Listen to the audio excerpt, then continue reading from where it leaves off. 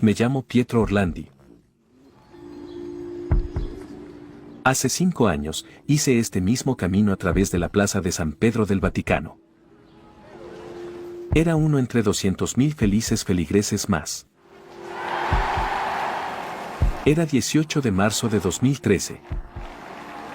Día de la inauguración del Papa Francisco.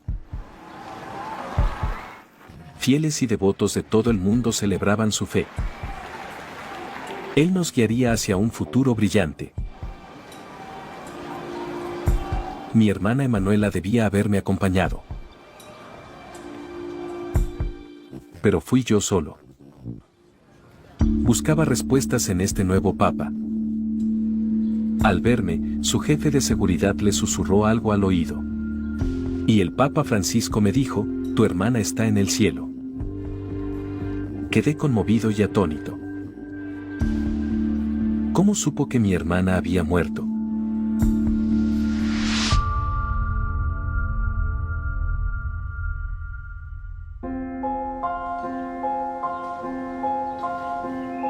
He pasado los últimos 35 años desenmarañando el triste destino de mi hermana. Para ello, tuve que comenzar por el principio. Emanuela, yo y mis otras 3 hermanas, nacimos y crecimos en Ciudad del Vaticano. Es el estado más pequeño del mundo y tiene solo 444 ciudadanos. Era como vivir en un pueblo, y el Papa era nuestro amado protector. Dentro de sus muros, mis hermanas y yo, nos sentíamos seguros.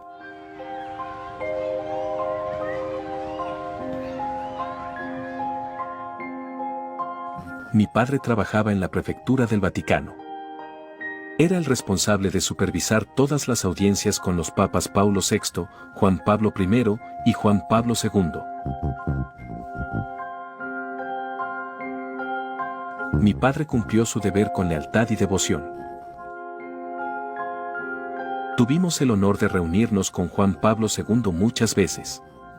Él tenía por costumbre tratar directamente con las familias de los empleados. En esta ocasión, Emanuela estaba feliz, retratada junto al Papa, aunque sus grandes anteojos le provocaban algo de vergüenza. A pesar de que yo era 8 años mayor, siempre fuimos muy cercanos. Me llenaba de orgullo verla seguir su vocación por la música. Un día, nuestra vida apacible tras los muros del Vaticano cambió por completo. El 13 de mayo de 1981, el Papa Juan Pablo II pasaba entre una multitud de fieles cuando se escuchó el tronar de varios disparos. El pontífice recibió 4 impactos de bala que casi le cuestan la vida.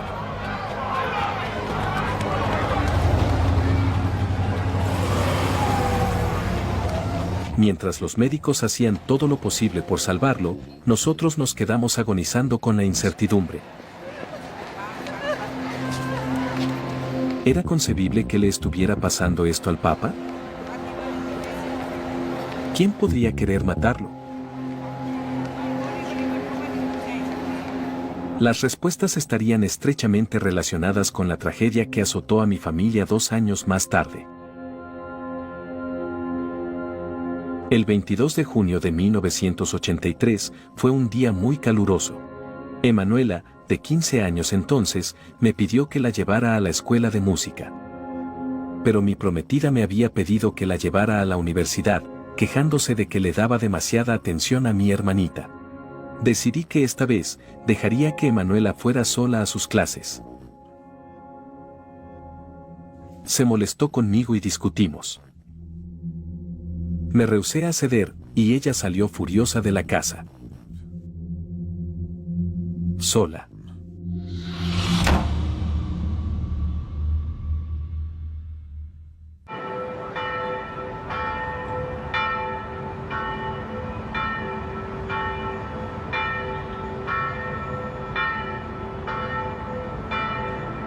Por la noche, Emanuela llamó a casa y habló con nuestra hermana Federica.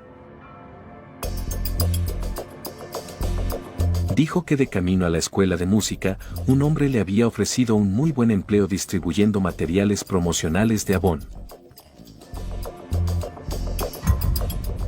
La cosa che mi ha lasciato molto perplessa è innanzitutto il compenso, che era sui 350.000 lire, un po' tanto per una giornata di lavoro, specie insomma una ragazzina così giovane.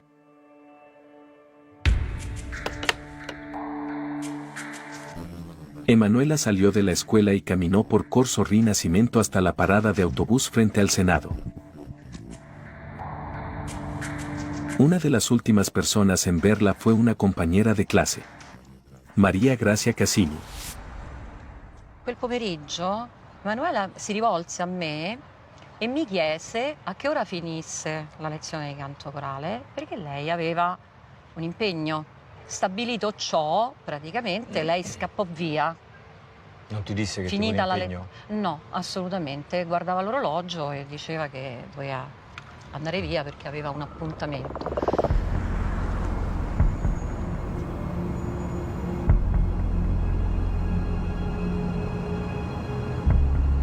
Infatti io la rincontrai alla fermata dell'autobus.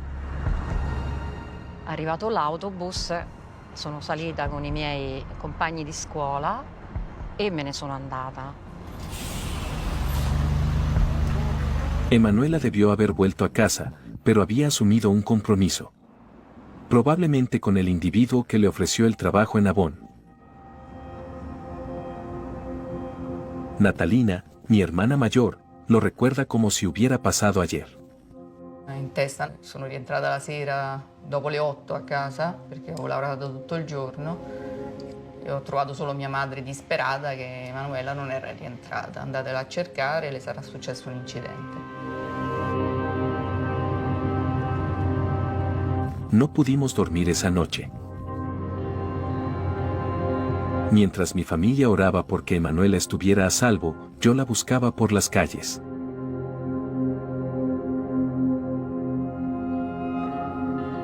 A primera hora, Natalina denunció ante las autoridades la desaparición de mi hermana. La polizia ha voluto le foto, noi così lo diciamo ai nostri colleghi in giro. Sarà andata a mangiare una pizza, la solita scappatella.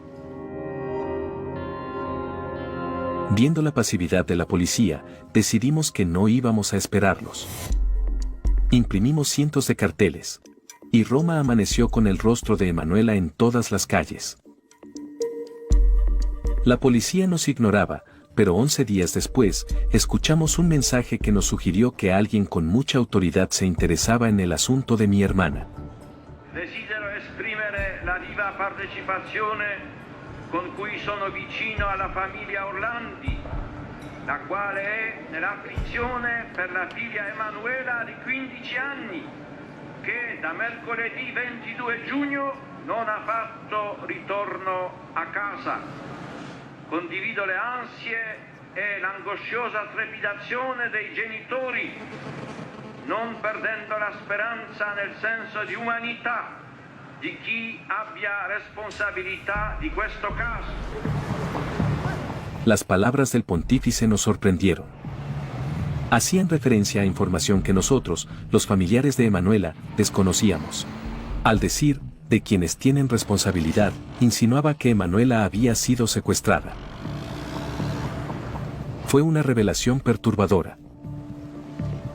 ¿Por qué la policía no nos lo había dicho? ¿Qué más podría saber el Papa sobre el caso de Emanuela? Esa declaración, que no podíamos comprender, llamó intensamente la atención de los medios de comunicación. El periodista Andrea Purgatori ha estado atento a la desaparición de mi hermana durante los últimos 35 años. Y nos recuerda que no hay que perder la esperanza. Secondo te l'appello del Papa, dove c'è stato il 3 luglio, che cosa voleva comunicare al mondo? No, beh, un appello naturalmente rivolto a chi doveva capire, a chi doveva riceverlo. Il Papa non è che parla a caso, il Papa quando parla, parla perché ha una necessità di comunicare qualcosa e siccome non fa appelli tutti i giorni, se lo fa evidentemente sta mandando un messaggio a qualcuno. El mensaje que el Papa compartía con el público sugería que tenía información sobre la desaparición de mi hermana y la estaba ocultando. ¿Por qué? Dirigido a los secuestradores de Emanuela o no, el llamado del Papa llevó a un patrullero local a presentar un indicio importante sobre el día en que mi hermana desapareció. La ragazza che passava qua prese questa informazione della sala Borromini fosse stata Emanuela Orlandi. Cioè quel pomeriggio? Il pomeriggio del 22 giugno, sì. E questa ragazza che le ha chiesto l'informazione era in compagnia? Era in compagnia di un signore. L'uomo me lo può descrivere? Quest'uomo, diciamo, un uomo di circa 35 anni, alto 1,70 circa o qualcosa di più, abbastanza snello, lucido, con un viso un po', diciamo, lungo, ma con una stempiatura. El testigo colaboró con la policía para crear un retrato hablado del tipo que probablemente secuestró a Emanuela. ¿Quién era este hombre?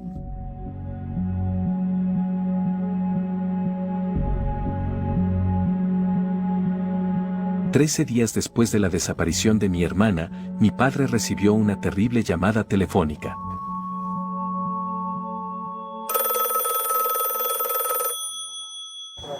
Pronto? Lei ascolti bene, abbiamo pochi momenti. Questo essere della sua figliola. Pronto? Convita nazionale di Vittorio Emanuele II. Dovrei fare il test che c'è quest'anno, scientifico. Pronto? Pronto? Signor Orlandi? Pronto? È il caso di sua soddisfazione? Sì, ma mi faccia una proposta almeno, no? Mi ascolti. Sì? I funzionari del Vaticano Sì? non mancheranno di mettersi in contatto con lei. Sì, ma la bambina sta bene, mi dica almeno, no? Non preoccupi, io non potrei ora avanzare a parlare. Al più presto possibile, altrimenti mi fate morire mia moglie io stesso. Buongiorno a lei. Grazie.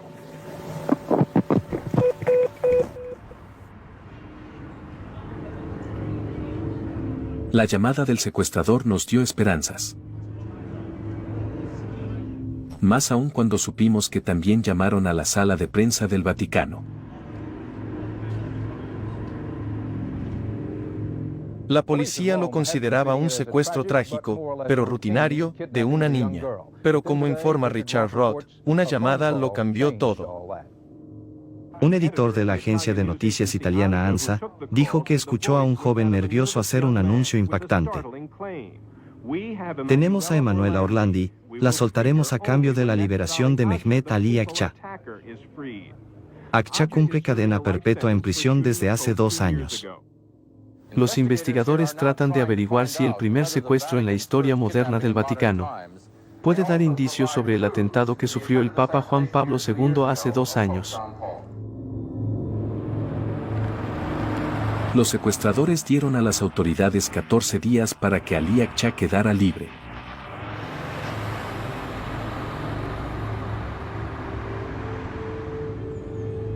También anunciaban que dejaron en un cesto de basura en una plaza pública cerca del Parlamento, evidencia de que Emanuela estaba en su poder. La policía localizó el cesto y encontró fotocopias de la identificación de la escuela de música de mi hermana, un recibo y una nota de su puño y letra. ¿Qué relación había entre el atentado contra el Papa y el secuestro de Emanuela?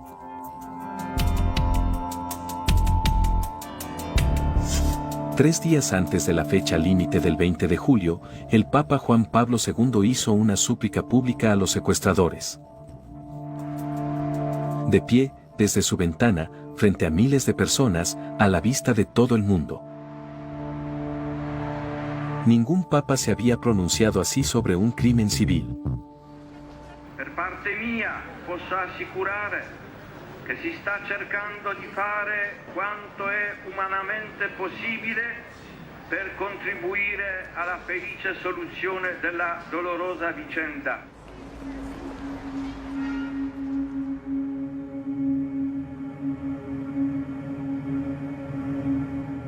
Luego de que el Papa Juan Pablo suplicara por la vida de Emanuela Orlandi, sus presuntos secuestradores publicaron la grabación de los gritos de dolor de una mujer.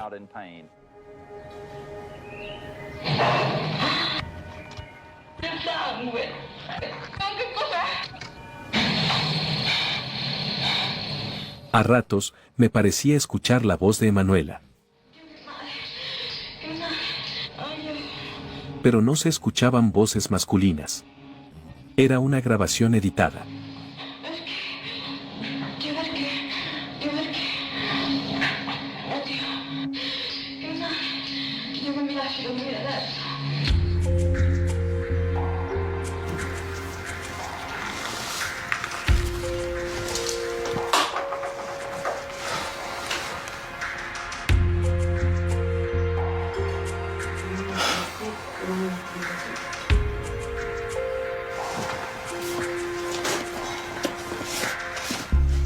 Después logré que el servicio secreto me entregara la transcripción original, incluyendo lo que decían los perpetradores. Servizio per le informazioni e la sicurezza democratica SISDE. Dall'ascolto del nastro si attratta l'impressione che il soggetto passivo, di sesso femminile, sia stato sottoposto a sevizie, presumibilmente di carattere sessuale, da almeno 3 persone di seguito. A voce di ragazza, B voci di sottofondo maschili. ¿Por qué el servicio secreto habría editado evidencia tan importante? Y lo más relevante, ¿quiénes eran estos tipos?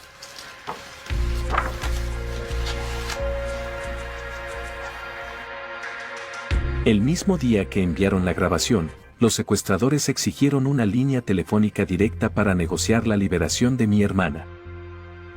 Y no negociarían con la policía, sino solo con el Vaticano.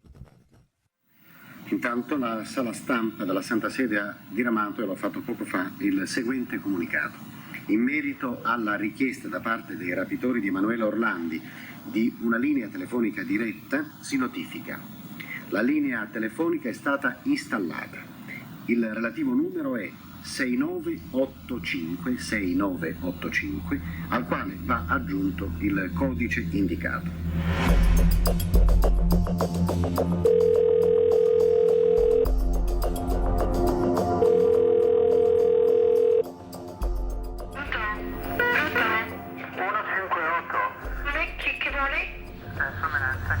Sua Eminenza Cardinale, 158 ha detto? 158. Sì, attenda un momento. El cardenal Agostino Casaroli era secretario de Estado del Vaticano y tenía fama de ser un hábil diplomático en el ámbito internacional.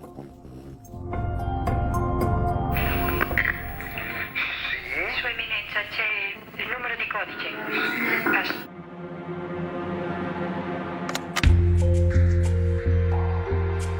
Pero la grabación termina en cuanto el cardenal Casaroli toma la llamada.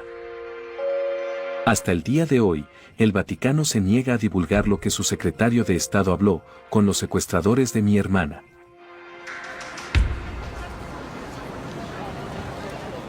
Che idea ti sei fatto? Il telefonista, quello che chiese la linea diretta con la segreteria di Stato, che poi alla fine ottenne. Ma intanto non solo ottenne la linea telefonica, ma come ci fu il primo contatto diretto con Casaroli, perché questo è quello che mi dissero, chiese formalmente allo Stato italiano e quindi alla polizia e ai servizi segreti italiani di fare un passo indietro, cosa che loro fecero. Quedaban solo 3 días para lograr la liberación de Ali Akcha y posiblemente salvar a mi hermana. ¿Por qué la policía abandonó la negociación? ¿Por qué dejó que el Vaticano hiciera su trabajo?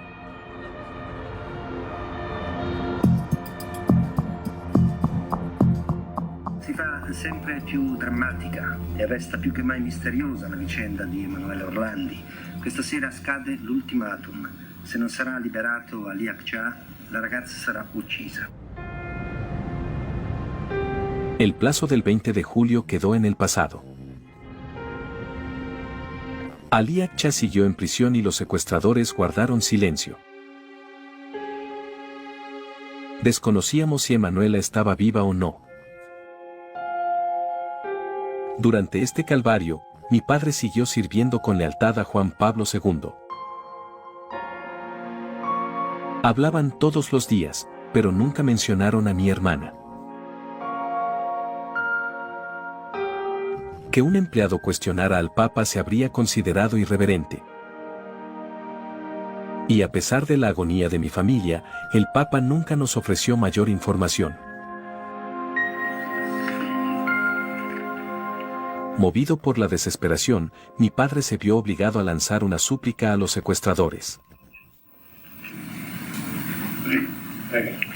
Messaggio di Ercole Orlandi per i rapitori della figlia Emanuela. Io, il padre di Emanuela ed interprete del pensiero, delle sensazioni, del turbamento profondo e incommensurabile, dolore di mia moglie, ho deciso di rispondervi personalmente e direttamente.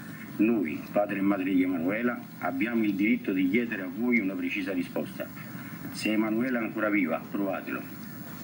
Se la cara e adorata Emanuela è morta, indicateci il luogo dove trovare la nostra Emanuela, perché in ginocchio noi si possa pregare per lei, vicino a lei.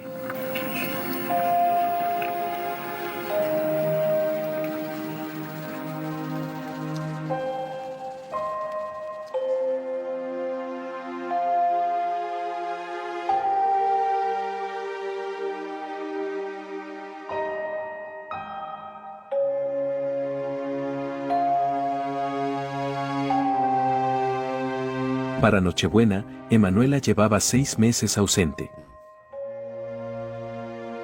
Sin nuevos indicios ni respuesta de los secuestradores, nos habíamos quedado solos, con nuestros peores miedos. Una visita inesperada nos sacó de nuestro abatimiento. El Papa Juan Pablo II nos traía palabras de aliento en nuestro dolor por Emanuela. Nos habló de los 2 tipos de terrorismo, nacional e internacional. Nos dijo que nuestra pérdida fue resultado del terrorismo internacional y que él haría todo lo que estuviera a su alcance para que Emanuela volviera con nosotros.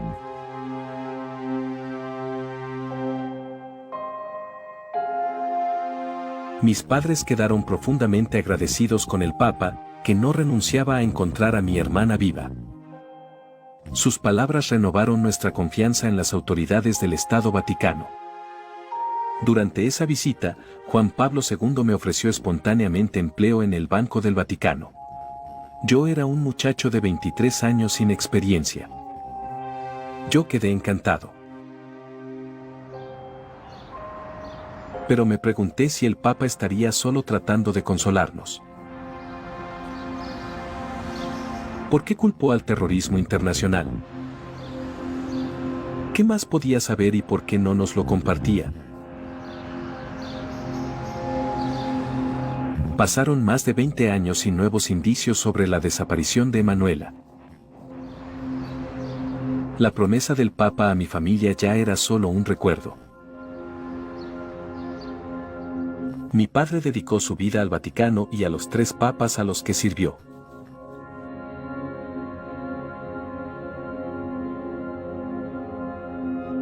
Pero al momento de su muerte, en 2004, había perdido la fe en la Iglesia Católica. Con su último aliento, se lamentó, diciendo: aquellos a quienes serví con lealtad, me traicionaron.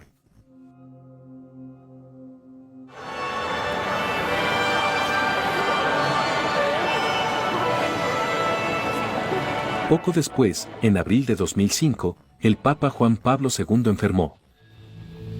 Cayó en coma y falleció. Siempre creí que el Papa algún día compartiría la verdad sobre mi hermana. Pero la esperanza murió con él. Su última voluntad lo confirmò. Non lascio dietro di me alcuna proprietà di cui sia necessario disporre. Quanto alle cose di uso quotidiano che mi serviranno, chiedo di distribuirle come apparirà opportuno. Gli appunti personali siano bruciati. Esas últimas palabras nos convencieron de que se llevaba el secreto de la desaparición de mi hermana a la tumba.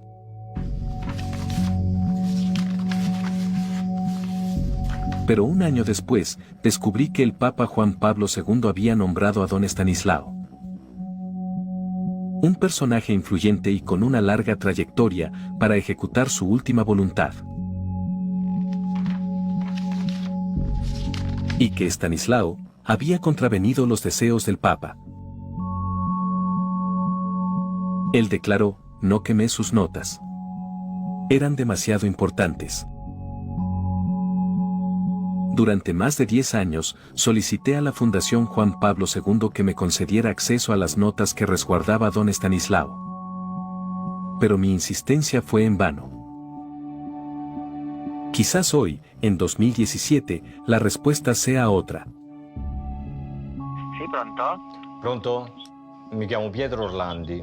Non so se ricorda, sono il fratello di quella ragazza scomparsa, Emanuela Orlandi, nel 1900. Sì. E niente, siccome sto facendo delle continue ricerche, sapevo che lì da voce era custodita la documentazione di Giovanni Paolo II. Volevo sapere se era possibile consultarla. Può venire direttamente. E quindi posso chiedere di lei, com'è il suo nome? Mi chiamo Padre Andrea. Padre Andrea, va benissimo, grazie mille. A presto allora. De acuerdo, adiós.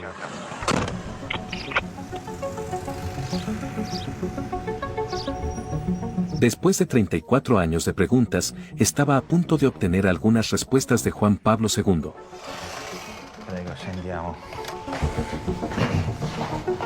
Era giugno, no? Sì. E così, giorno per giorno, preparavano per Giovanni Paolo II.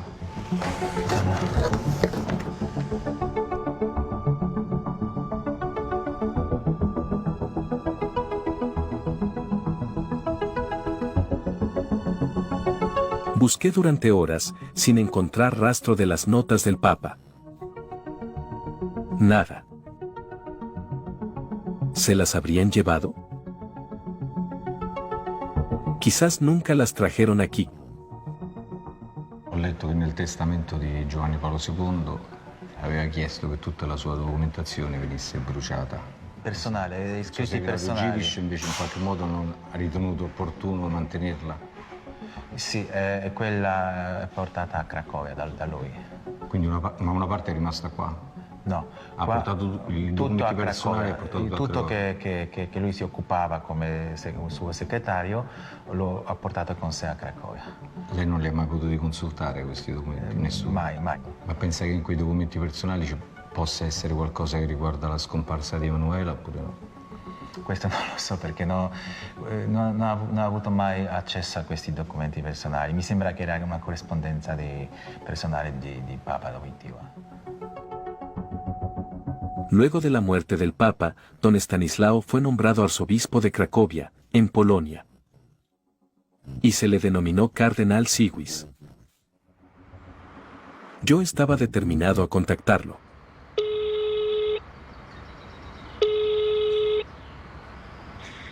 Pronto? Salve, sono Pietro Orlandi e vorrei parlare per cortesia con il Cardinal Givitz. Sì, mi può chiamare più tardi per cortesia? E verso che ora? Sì, non so un paio d'ore, ok? Grazie. Ok, grazie a lei.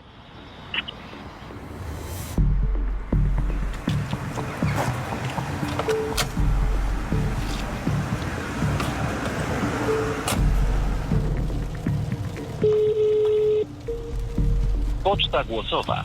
Zostaw wiadomość po sygnale. Cardinal Stanislav Givitz. Sono Pietro Orlandi, si ricorderà certamente di me. Sono il fratello di Emanuela Orlandi, la cittadina vaticana rapita nel 1983. Papa Francesco ha rivolto un appello al mondo. Costruiamo ponti e abbattiamo i muri. Lo stesso io chiedo per mia sorella. Spero possa accogliere questa mia richiesta per un incontro privato. Pietro Orlandi. El cardenal Estanislao Sigwis no respondió a mi correo electrónico ni devolvió mis llamadas. Considerando la cerrazón del Vaticano, mi única esperanza era que alguien fuera de la iglesia presentara información nueva sobre mi hermana.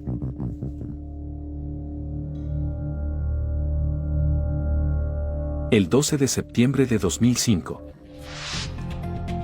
22 años después de ver por última vez a Emanuela, mis oraciones tuvieron respuesta. Una agencia local de noticias recibió información que agregaba una nueva dimensión a la desaparición de mi hermana.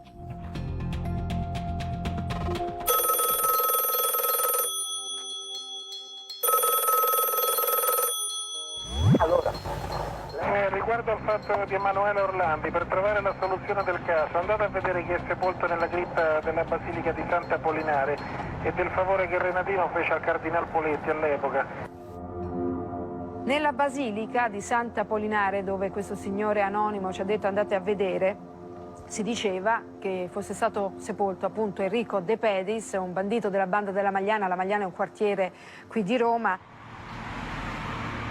Los periódicos volvieron a informar sobre el caso de Emanuela. Y ello renovó mi esperanza de llegar a la verdad. La chiesa di Sant'Apollinare fu proprio il mio giornale, quello dove lavoravo allora, Il Messaggero, a scoprire che era sepolto Renatino, ovvero Enrico De Pedis,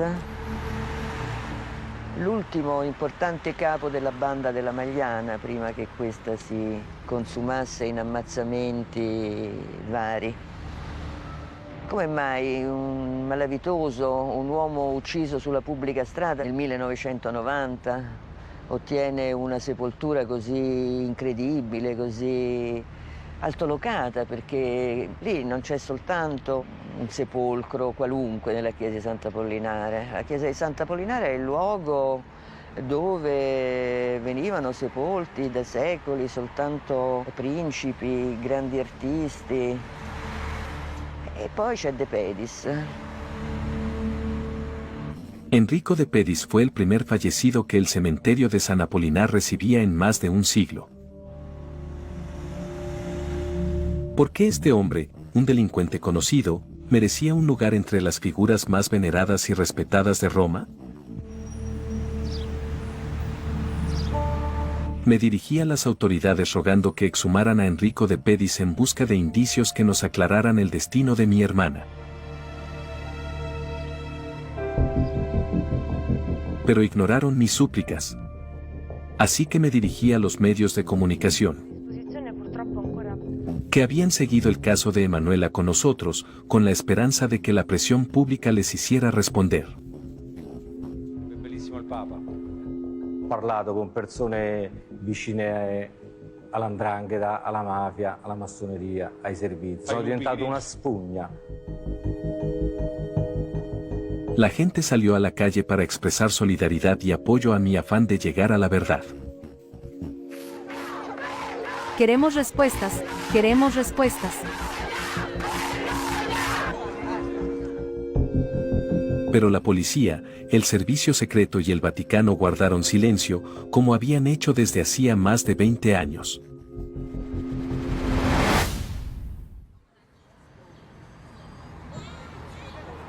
Nadie ofreció una razón oficial para no exhumar los restos de Enrico De Pedis. Ni una explicación de por qué estaba en San Apolinar, para empezar. E poi l'autorizzazione deve essere del Vicariato di Roma, anche del Ministero degli Interni, perché quello è un tipo di sepoltura particolare dove viene richiesto il curriculum vitae della persona e le opere di bene che ha fatto in vita per poter vedere che meritare. opere di bene ha fatto De Pedis a chi? De Pedis probabilmente tra tutti i componenti fondatori della banda della Magliana, cioè aveva una testa diversa, aveva una testa e una capacità di interloquire anche con mondi politici, dei servizi e di quant'altro che insomma gli altri forse non avevano. Durante 3 años, intenté convencer a las autoridades de exhumar a De Pedis, sin éxito. Pero 25 años después de la desaparición de Emanuela, escuché cierta historia que involucraba a De Pedis y a una mujer acostumbrada al escándalo, Sabrina Minardi.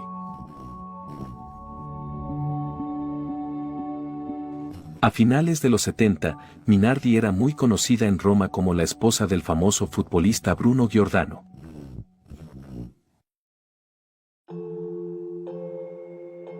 En 1982, abandonó a Giordano por De Pedis, en medio de un escándalo.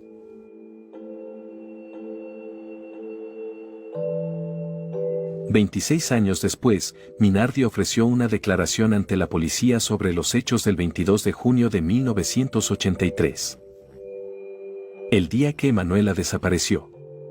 El informe dice así. Ministero dell'Interno, Questura di Roma, squadra mobile, alla Procura della Repubblica presso il Tribunale di Roma. Pur rimanendo stupita dalla richiesta di De Pedis, Sabrina Minardi porta la ragazza nel posto indicato dove ci sarebbe stata ad attenderla una persona in abito clericale a bordo di un'autovettura Mercedes di colore nero, con vetri oscurati e con una targa vaticana.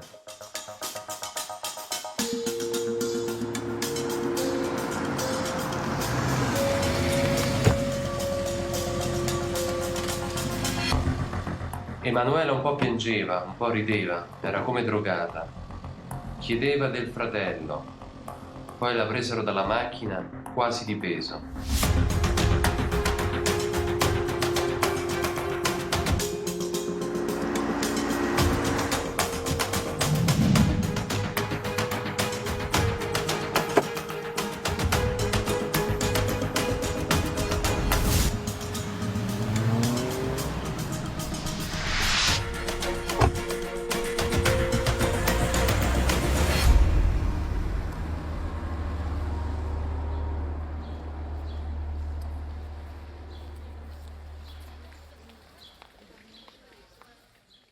A precisa richiesta, Sabrina Minardi dichiara che il rapimento di Emanuela Orlandi è da ricollegare ai rapporti tra alcuni appartenenti alla cosiddetta banda della Magliana, in particolare il De Pedis e Monsignor Marcinkus, all'epoca dei fatti presidente dello IOR.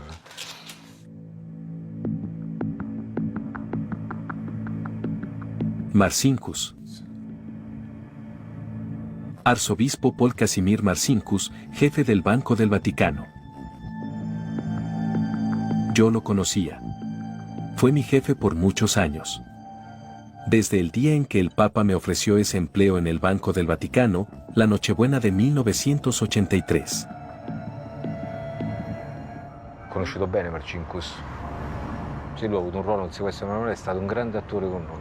Perché forse era una delle persone in Vaticano più vicine a mia madre e mio padre, quando li incontrava. Quando loro andavano sempre a pregare in giardino, mentre gli altri cardinali, appena li vedevano da lontano, mio padre e mia madre che passavano, deviavano e si allontanavano. Dopo la Sì. tragedia. Lui era l'unico che si avvicinava e stava lì con loro, chiacchierava con loro di qualunque cosa. Quindi, ripeto, era un grandissimo attore, oppure non c'entra nulla col sequestro di Emanuela. Propendo per la prima ipotesi.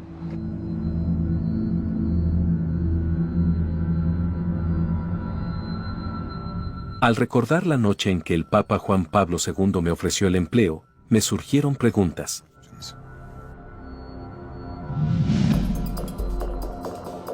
¿Por qué me quería en el banco, habiendo otras opciones en el Vaticano?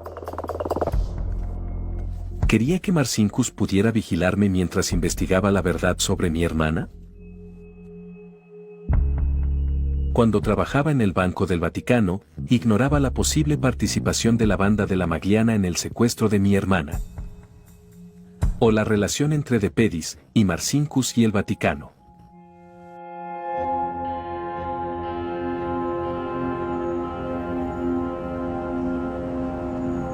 Después de 26 años de servicio, dejé el Banco del Vaticano en 2009.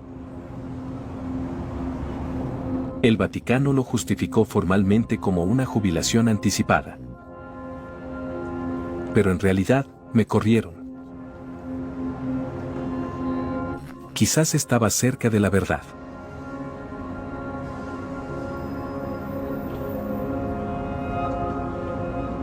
Seguí presionando a los funcionarios del Vaticano para que exhumaran la tumba de De Pedis hasta que, finalmente, en 2012, accedieron. 3 strati, 3 teche di rame e di zinco, un sarcofago per il corpo di Renatino De Pedis, morto crivellato di colpi in un regolamento di conti e sepolto nella basilica al centro di Roma. Abito blu scuro, cravatta dello stesso colore, camicia ingiallita dal tempo e un corpo conservato in perfette condizioni, quello che gli investigatori della scientifica si sono trovati di fronte quando nel cortile della Basilica di Sant'Apollinare aprono la tomba del boss della Magliana. 29 anni di silenzio, omertà, e questo mi ha sempre fatto pensare che la verità purtroppo è ancora scomoda per qualcuno. Con la imagen de Pedis en todos los noticiarios y los periódicos. De pronto comprendí el primer indicio relacionado con la desaparición de mi hermana.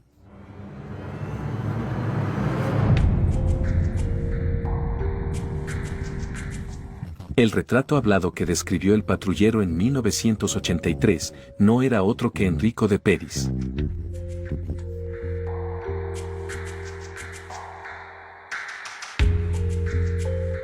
Al fin sabía quién había secuestrado a mi hermana.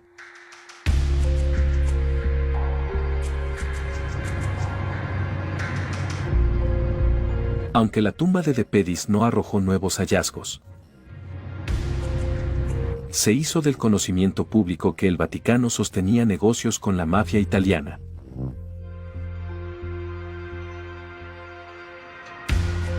Luego de la exhumación, comenzaron a circular historias que acusaban al Banco del Vaticano de lavar enormes sumas de dinero criminal. Dinero que aparentemente había desaparecido. Quedaba terriblemente claro que el secuestro de Emanuela tenía que ver con ese dinero desaparecido y no con Ali Akça y el atentado contra el Papa.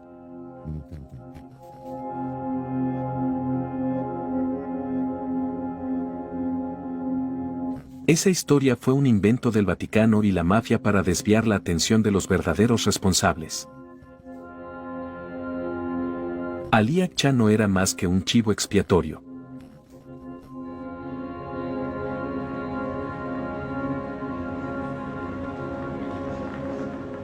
Per uno stranissimo destino tua sorella è entrato nel meccanismo di quello che Giovanni Falcone chiamava il gioco grande della storia. Una forte, immensa somma di denaro che era scomparsa e che evidentemente veniva da quel mondo oscuro, criminale e che, come dire, in genere uccidono per i soldi. Questo era il retroscena di questo sequestro, un retroscena che comprensibilmente non poteva emergere in alcun modo, non doveva emergere, perché andava di mezzo appunto l'immagine stessa della Chiesa.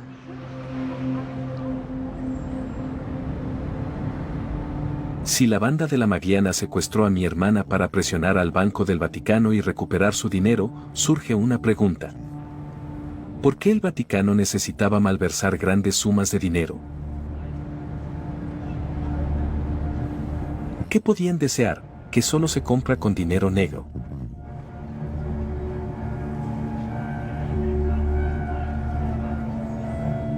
Encontré las respuestas en un documento que el banquero Roberto Calvi le había escrito al Papa Juan Pablo II. En su carta de junio de 1982, Calvi amenazaba con exponer al Vaticano por usar dinero robado a criminales para financiar a Solidaridad, un sindicato polaco en ascenso. El único sindicato liberal del bloque comunista. Un año antes del secuestro de mi hermana, Calvi escribió: Santità, sono stato io ad addossarmi il pesante fardello degli errori, nonché delle colpe commesse dagli attuali e precedenti rappresentanti dello IOR. Sono proprio molti coloro che vorrebbero sapere da me se ho fornito mezzi economici a Solidarnosc o anche armi e finanziamenti ad altre organizzazioni di paesi dell'Est. Santità, a lei mi rivolgo perché solo attraverso il suo alto intervento è ancora possibile respingere il terribile spettro di una immane sciagura. Grato nel bacio del Sacro Anello, mi confermo della santità vostra.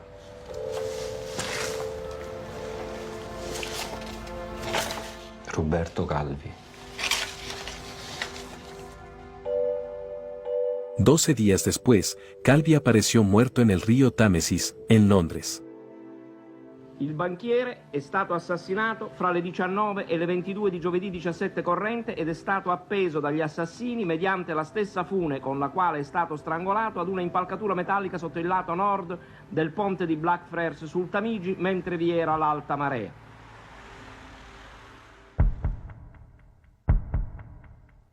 El Papa Juan Pablo II estaba usando dinero de la mafia para luchar contra el comunismo. Su intención quizás era buena, pero sus métodos fueron ilegales y riesgosos.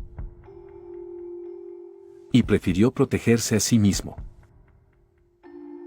Mi hermana había sido sacrificada en el altar de la Guerra Fría, para acelerar el colapso de la Unión Soviética.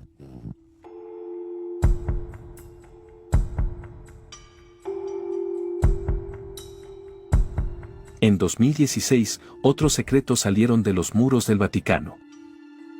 Me enteré de que el Vaticano y el gobierno italiano estuvieron negociando en secreto el secuestro de mi hermana. El periodista Gianluigi Nuzzi tuvo acceso a las negociaciones. Noi abbiamo da una parte lo Stato italiano, dall'altra parte abbiamo due monsignori del Vaticano, Stato Vaticano e Italia, che si incontrano perché? Perché c'è una trattativa vuol dire che qualcuno offre qualcosa e l'altro c'è un baratto. Da una parte il Vaticano avrebbe dato un dossier su tua sorella, con delle verità dentro, dall'altra parte avrebbe chiesto alla procura di traslare la salma di Renatino De Pedis, sepolto a Sant'Apollinare. Perché? Perché crea imbarazzo.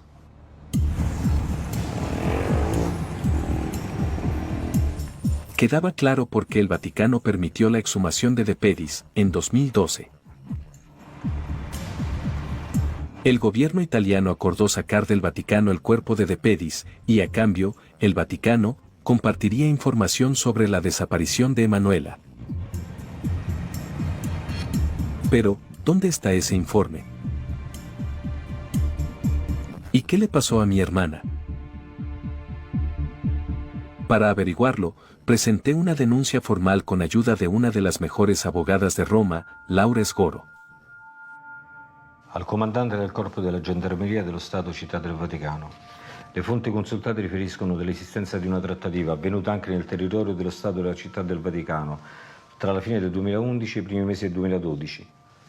Risulta quanto mai necessario che la Città dello Stato Vaticano apra un'indagine sulla scomparsa di Emanuela Orlandi e che chiarisca definitivamente ogni circostanza che vede coinvolta la Santa Sede in questa tristissima vicenda.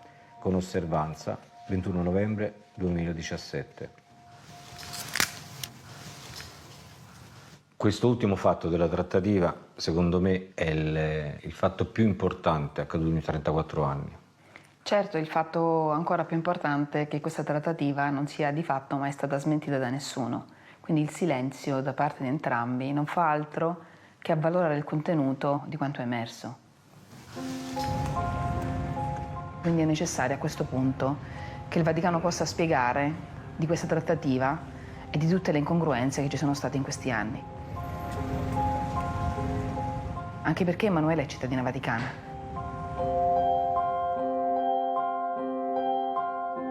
Nuestra infancia tranquila tras los muros del estado más pequeño del mundo, ya es solo un recuerdo lejano. Para Emanuela, el privilegio de haber nacido ciudadana del Vaticano fue su sentencia de muerte.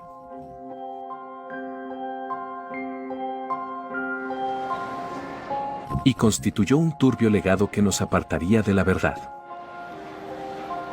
De una verdad que se vuelve más incomprensible conforme pasan los años. El 27 de abril de 2014, el Papa Juan Pablo II fue canonizado.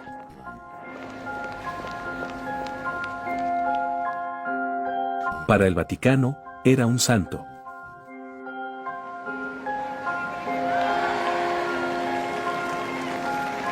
Estoy seguro de que el Papa Francisco, como sus predecesores, sabe lo que le pasó a Emanuela. Han pasado 35 años desde que nos la arrebataron. Durante ese tiempo, me casé con una extranjera y perdí la ciudadanía vaticana. Me obligaron a jubilarme anticipadamente en el Banco del Vaticano. He hecho demasiadas preguntas que el Vaticano no quiere responder. Ya no soy bienvenido en el lugar que me vio crecer feliz y alegre. Pero el dolor por la pérdida de mi hermana es más fuerte que la resistencia del Vaticano. La mordaza que calla a la verdad y oprimió a mi familia mientras mi padre dedicaba su vida al Papa, debe desaparecer. Ahora hay una denuncia formal que involucra a las autoridades en la desaparición de Emanuela. Tendrán que asumir su responsabilidad y decir todo lo que saben. Esta vez, no habrá negociaciones secretas. Llegaré a la verdad, y me cercioraré de que se le haga justicia a mi hermana.